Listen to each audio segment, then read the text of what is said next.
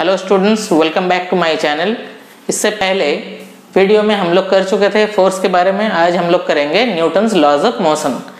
Newton's laws of motion ये chapter में आगे बढ़ने से पहले हम लोग को कुछ चीज़ के ऊपर कॉन्सेप्ट क्लियर करना है। जैसे कि पॉइंट मास क्या है। पॉइंट मास समझ लो, तुम जो रूम पे बैठे हो अभी, उस रूम से बगल वाले जो रूम है उस रूम में तुम जाना चाहते हो, ठीक है। तो तुम जो डिस्टेंस कवर किए हो, तुम्हारा बॉडी का लेंथ के हिसाब से या साइज के हिसाब से वो डिस्टेंस बहुत ही छोटा है, तो उस हिसाब से तुम पॉइंट ऑब्जेक्ट नहीं हो। बैठे हो उस रूम पे, एक छोटा सा चींटी दूसरा रूम पे जाना चाहता है, मतलब बगल वाला रूम पे जाना चाहता है, उसका बॉडी का हिसाब से वो डिस्टेंस बहुत बड़ा है। तो यहाँ पे चींटी का जो साइज है वो होगा उसका डिस्टेंस के रेस्पेक्ट में पॉइंट ऑब्जेक्ट। समझ में आया? तो पॉइंट ऑब्जेक्ट यहाँ पे क्या बोला है? An object can be considered as a point mass if during motion in a given time it covers distance much greater than its own size. Okay, तो दूसरा पॉइंट हम लोग को क्या जान लेना चाहिए? इनर्शिया। इनर्शिया क्या है? एक प्रॉपर्टी है बॉडी का, ठीक है। It is a property of a body due to which it oppose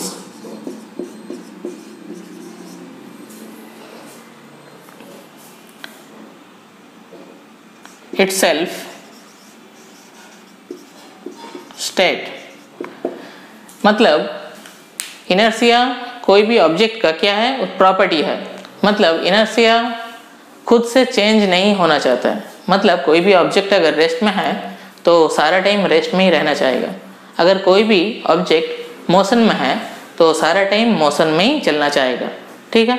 तो इनर्शिया अपने खुद के बॉडी का जो स्टेट है उसको चेंज नहीं करना चाहता है, ठीक है। तो इनर्शिया को मेजर किया जाता है। Inertia is measured by the mass of the body।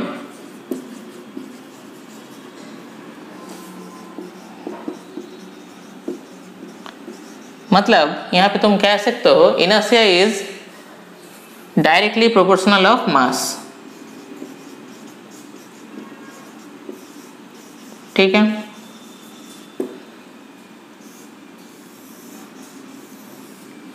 यहाँ पे अगर एक सवाल किया जाए,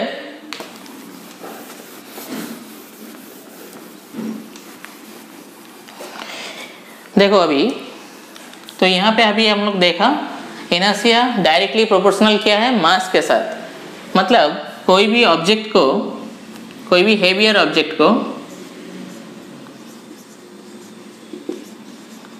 heavier object needs greater force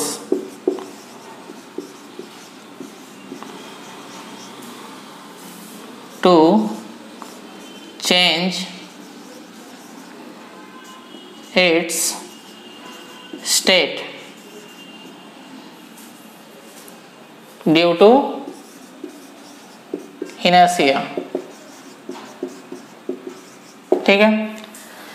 अगर यहाँ पे एक तो सवाल किया जाए, यहाँ पे एक तो ऑब्जेक्ट है 5 kg का, यहाँ पे भी एक तो ऑब्जेक्ट है 5 kg का।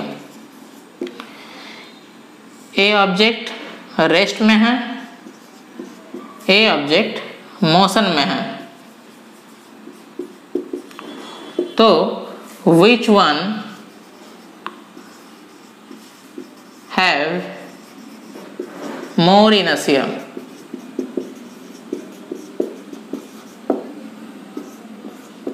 बताओ।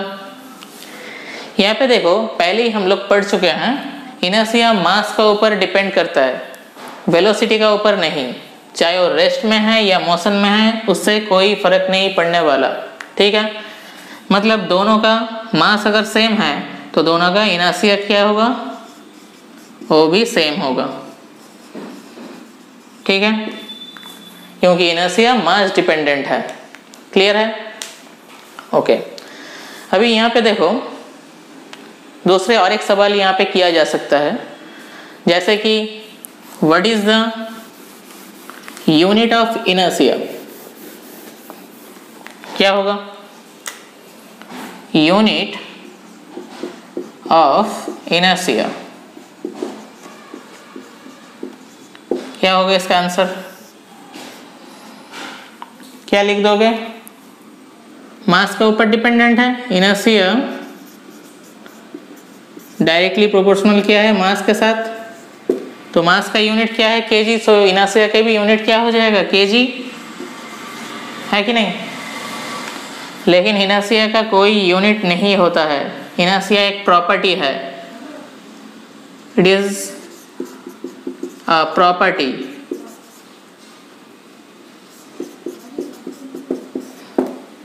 Okay, so it has no unit and dimension। समझ में आया?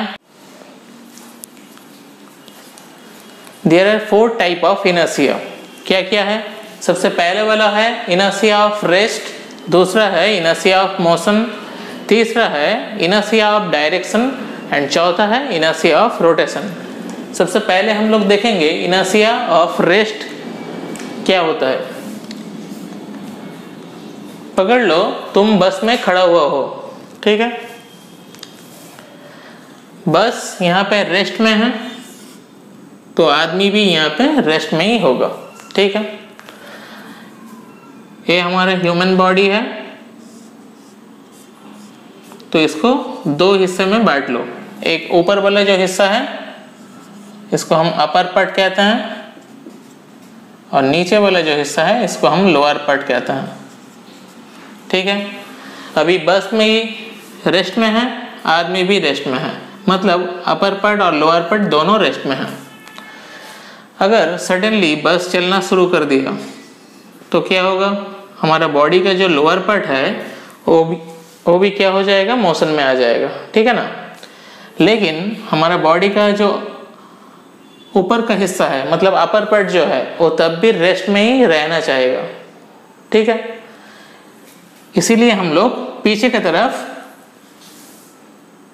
हो जाते हैं। ठीक है ना, इसी को हम लोग कहते हैं इनर्शिया ऑफ रेस्ट। ये है इनर्शिया ऑफ रेस्ट का एग्जांपल।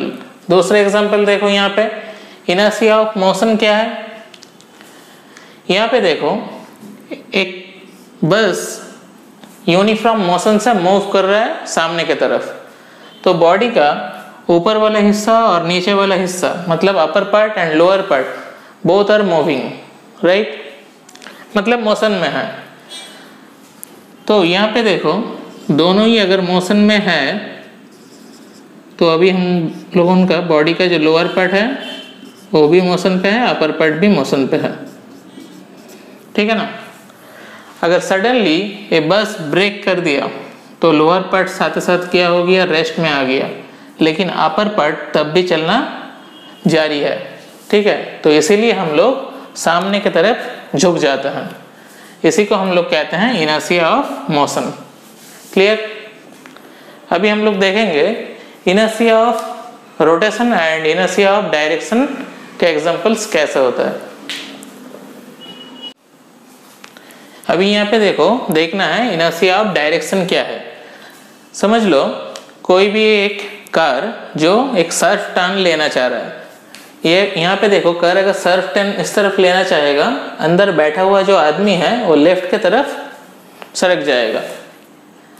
क्यों सरक जाता है? ये सेंट्रीपिटल फोर्स के लिए बाहर की तरफ जाना चाहता है। और एक कंडीशन क्या है? इनर्शिया के लिए भी होता है। यही है इनर्शिया ऑफ डायरेक्शन का एग्जांपल। यहाँ पे देखो पैसेंजर पुश्ड टुवर्ड्स लेफ्ट, ठीक है ना, तो इनर्शिया ऑफ डायरेक्शन के लिए इट्स थ्रोन आउटवर्ड, बाहर की तरफ जाना चाहता है। अभी हम लोग देखेंगे इनर्शिया ऑफ रोटेशन क्या है।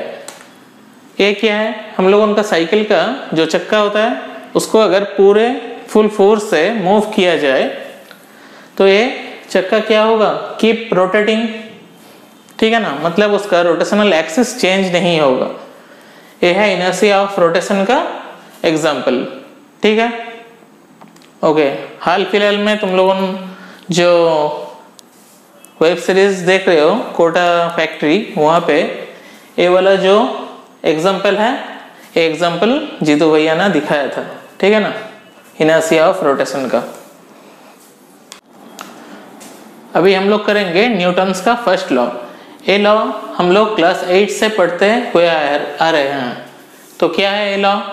सबसे पहले कोई भी अगर ऑब्जेक्ट को तुम बाहर से फोर्स अप्लाई नहीं करोगे तो ऑब्जेक्ट अपना खुद का स्टेट में ही रहना चाहेगा। मतलब कोई भी ऑब्जेक्ट अगर रेस्ट में है वो हर टाइम रेस्ट में ही रहना चाहेगा, या कोई भी ऑब्जेक्ट अगर यूनिफॉर्म मोशन में चल रहा है तो सारा लाइफ यूनिफॉर्म मोशन में ही चलना चाहेगा। तो यहाँ पे देखो, जब तक बाहर से कोई फोर्स अप्लाई नहीं हो रहा है, ये बात क्या सही है? बाहर से फोर्स अप्लाई करने से ही उसका स्टेट चेंज होगा, मतलब उसका चाहे वो रेस्ट में हो या मोशन में हो उसका स्टेट चेंज हो जाएगा। ये बात एकदम सही नहीं है। तो सही कैसे होगा? समझ लो, यहाँ पे जो मार्कर है, यहाँ पे एक तो फोर्स अप्लाई किया, मार्कर सामने की तरफ चला गया, ठीक है। तो ये क्या हो गया, एक अनबैलेंस्ड फोर्स हो गया, ठीक है। लेकिन अगर फोर्स दोनों तरफ से सेम फोर्स अप्लाई किया जाए, देखो यहाँ पे मार्कर के ऊपर फोर्स अप्लाई हो रहा है लेकिन मार्कर मूव नहीं कर रहा है, ठीक है ना। That means this is a balanced force. Balanced force देने से नहीं चलेगा। यहाँ पे क्या देना पड़ेगा हम लोगों को? सम एक्सटर्नल अनबैलेंस्ड फोर्स, तभी जाके ऑब्जेक्ट का स्टेट चेंज होगा। यही है न्यूटन्स का फर्स्ट लॉ, ठीक है। न्यूटन का फर्स्ट लॉ से हम लोग को क्या मिलता है? सबसे पहले इनर्शिया का एक कॉन्सेप्ट मिलता है, कॉन्सेप्ट ऑफ इनर्शिया। दूसरा क्या मिलता है? Definition of force,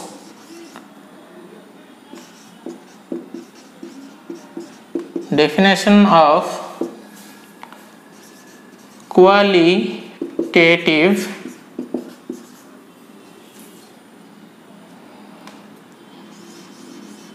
definition of force, ठीक है।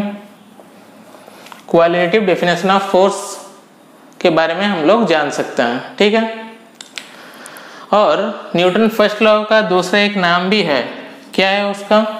लॉ ऑफ इनर्शिया भी बोलते हैं। We can say Newton's first law as law of inertia. Clear है? ये था सारा जानकारी अबाउट न्यूटन्स फर्स्ट लॉ। अभी हम लोग करेंगे न्यूटन्स का सेकेंड लॉ। लेकिन न्यूटन का सेकेंड लॉ जानने से पहले हम लोग को मोमेंटम का बारे में कुछ जान लेना चाहिए, ठीक है। अभी हम लोग देखेंगे मोमेंटम क्या है। मोमेंटम है मास और वेलोसिटी का प्रोडक्ट। तो यहाँ पे देखो, the total quantity of motion possessed by a moving body is known as the momentum of the body. तो मोमेंटम को हम लोग डिनोट करते हैं P से। मोमेंटम कौन सा क्वांटिटी है? It is a vector quantity,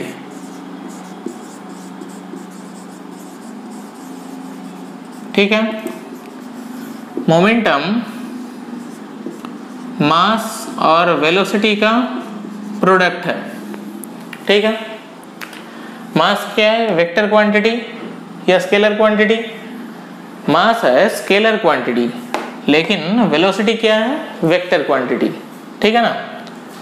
तो यहाँ पे हम लोग momentum P equal to m into V लिख सकते हैं, ठीक है। तो जाहिर है मोमेंटम एक वेक्टर क्वांटिटी, तो इसका एक डायरेक्शन भी होना चाहिए। तो इसका डायरेक्शन क्या होगा? इसका डायरेक्शन होगा along the velocities direction of the body। मतलब जो पार्टिकल और बॉडी का जो वेलोसिटी का डायरेक्शन होगा, मोमेंटम की डायरेक्शन भी उसी तरफ ही होगा। पकड़ लो, एक ऑब्जेक्ट है, इसका वेलोसिटी का डायरेक्शन इस तरफ है, तो इसका मोमेंटम का डायरेक्शन भी इसी तरफ ही होगा। ठीक है ना। तो अभी हम लोग देखते हैं मोमेंटम का यूनिट क्या है। यहाँ पे देखो, मास का यूनिट क्या है, केजी, और वेलोसिटी का यूनिट क्या है, मीटर पर सेकेंड। ये हो गया मोमेंटम का यूनिट, ऐसा यूनिट। ठीक है ना। अभी हम लोग देखेंगे न्यूटन सेकेंड लॉ। अभी देखो यहाँ पे मोमेंटम के बाद हम लोग देखेंगे न्यूटन का सेकेंड लॉ। न्यूटन का सेकेंड लॉ क्या है? न्यूटन का सेकेंड लॉ है force is directly proportional of rate of change in momentum. क्या है? फोर्स डायरेक्टली प्रोपोर्शनल क्या है? The rate of change of momentum. ठीक है। यहाँ पे एक चीज अच्छे से गौर करना है, जब भी ये रेट ए वर्ड यहाँ पे लिखा रहेगा तभी हम लोग को जान लेना चाहिए डिनोमिनेटर में टाइम होगा। ठीक है। तो यहाँ पे देखो एक प्रोपोर्शनल साइन हट जाने से यहाँ पे एक इक्वल साइन आ जाता है। जाहिर है यहाँ पे एक तो कांस्टेंट टर्म भी आएगा। तो F इक्वल टू के D p d T. P क्या है यहाँ पे? मोमेंटम। और dP क्या है? Change in momentum. Change in momentum. ठीक है। तो यहाँ पे अगर K का वैल्यू को 1 एज्यूम किया जाए, therefore we can say F equal to dP dt, है कि नहीं? ये क्या है? न्यूटन्स का सेकेंड लॉ। ठीक है। अभी देखते हैं न्यूटन का सेकेंड लॉ। यहां से हम लोग F equal to m a यहां से यहां तक आ सकते हैं या नहीं। सबसे पहले यहां पे देखो F equal to d p d t. Momentum मतलब हम लोग जानते हैं मास इनटू वेलोसिटी। तो यहाँ पे लिखो मास इनटू वेलोसिटी। मास क्या है? कांस्टेंट टर्म, तो डेरिवेटिव से बाहर निकल जाएगा। तो यहाँ पे क्या हो गया? dv dt। dv dt मतलब क्या है? एक्सेलरेशन। ठीक है ना। तो यहाँ पे देखो F equal to m a, मतलब यहाँ पे फोर्स का डायरेक्शन जहाँ पे होगा एक्सेलरेशन का डायरेक्शन भी उसी तरफ ही होगा। या तुम कह सकते हो एक्सेलरेशन का डायरेक्शन जहाँ पे होगा फोर्स का डायरेक्शन भी उसी डायरेक्शन पे होगा। ठीक है। ये हो गया हमारा न्यूटन्स का सेकेंड लॉ। तो अभी हम लोग देखेंगे मोमेंटम का थोड़ा बहुत ग्राफ। यहाँ पे देखो मोमेंटम का ऊपर हम लोग 3 केस करेंगे। ठीक है। सबसे पहले यहाँ पे देखो फॉर अ गिवन बॉडी। इसका मतलब क्या है? तुम बॉडी का मास जानते हो, मतलब बॉडी का मास जो है वो क्या है? कांस्टेंट है। दैट मीन्स यहाँ पे मोमेंटम डायरेक्टली प्रोपोर्शनल है वेलोसिटी का साथ। यहाँ पे P है मोमेंटम और V है वेलोसिटी। ठीक है।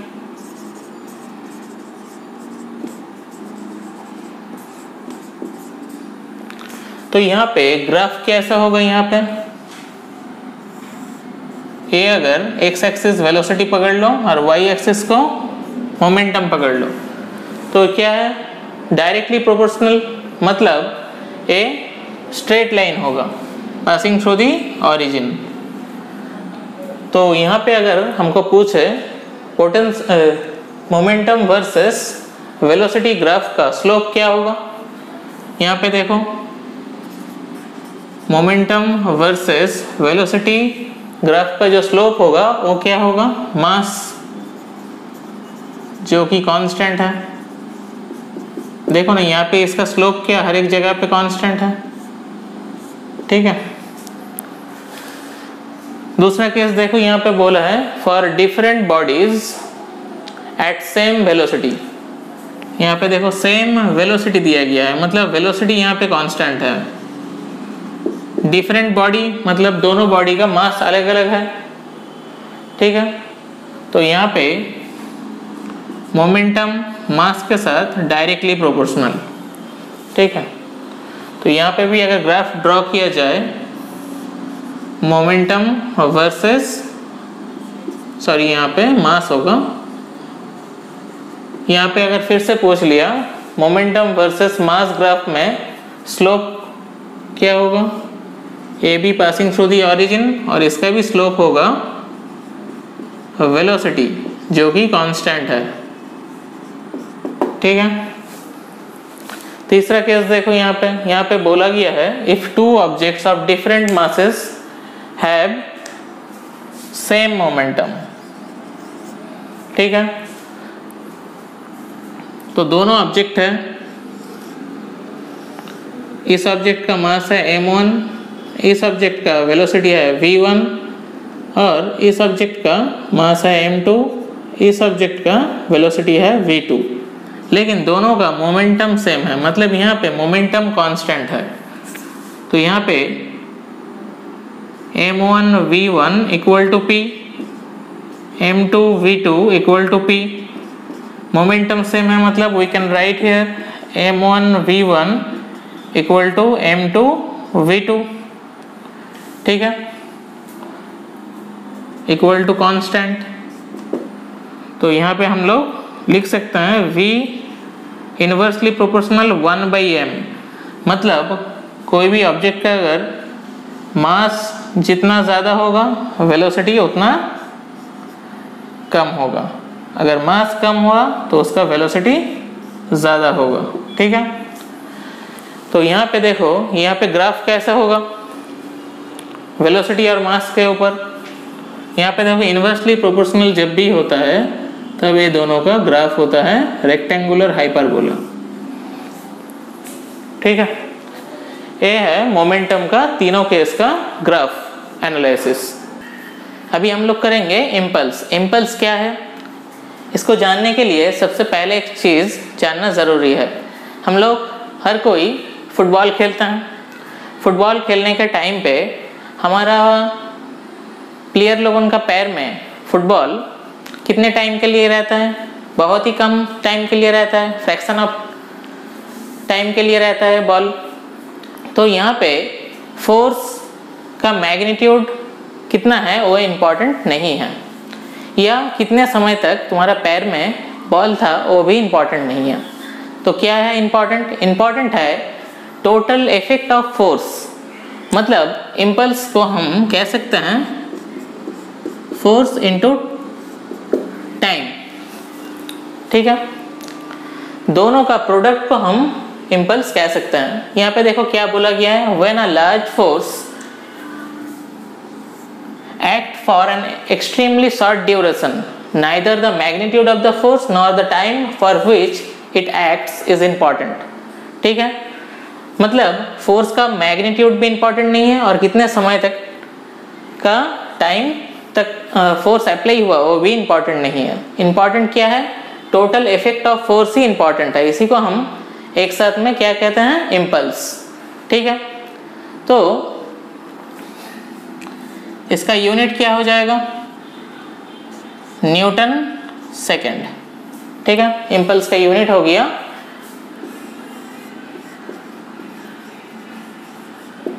यह है इसका यूनिट, ठीक है। अगर इसका ग्राफ किया जाए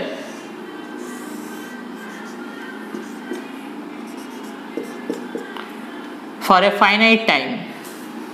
तो इसको यहाँ पे t1 कर लो, यहाँ पे t2, तो ग्राफ क्या होगा,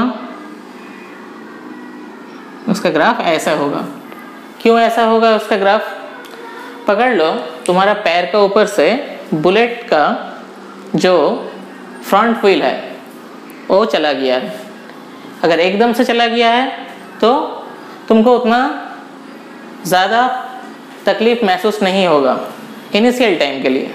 बाद में कितना पेन होगा वो अलग सा मैटर है। लेकिन अगर बुलेट का जो व्हील है वो तुम्हारे पैर के ऊपर आकर रुक जाए तो क्या होगा, साथ ही साथ तुमको पेन फील होगा, है कि नहीं?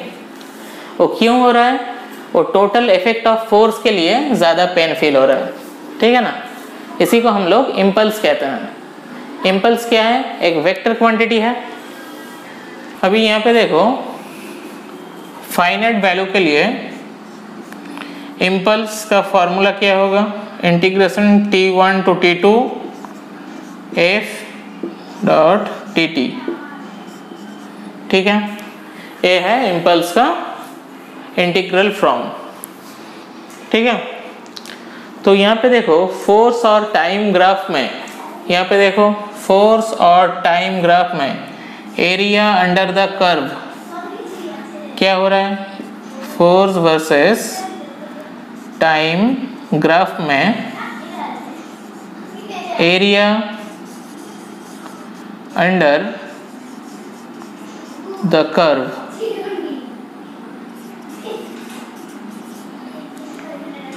क्या होता है? इम्पल्स, ठीक है।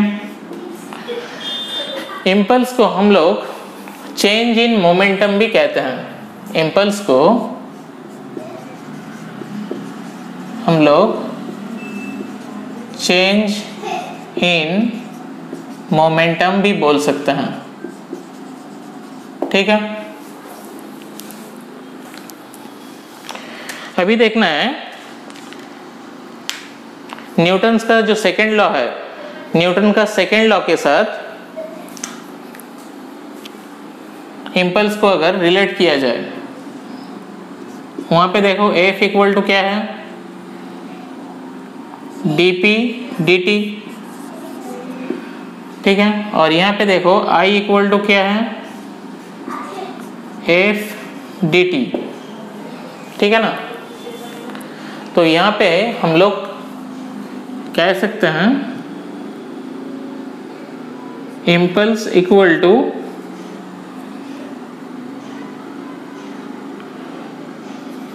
dp, मतलब impulse equal to p2 minus p1, मतलब चेंज इन मोमेंटम, ठीक है ना। यहाँ पे देखो t1 इंटरवल से t2 इंटरवल, f के जगह पे यहाँ पे बैठा दो तो dp dt dt कैंसिल हो गया। dp मतलब क्या है? चेंज इन मोमेंटम, ठीक है ना। तो p2 माइनस p1 हो जाएगा, ठीक है।